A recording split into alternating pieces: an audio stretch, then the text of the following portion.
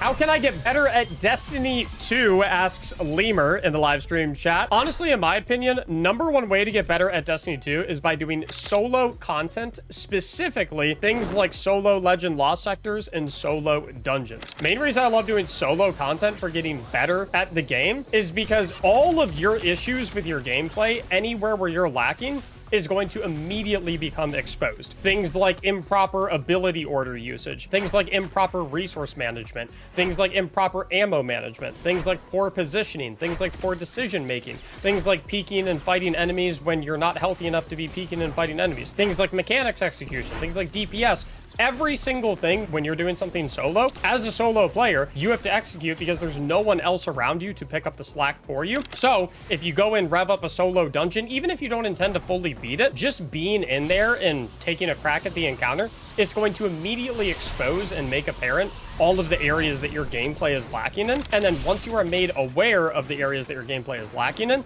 then you can start to improve in those areas in that solo sandbox and that solo setting. And then those improvements will automatically transition along with your skill set when you go and do team content like raids, contest mode raids, and team dungeons and things of that nature.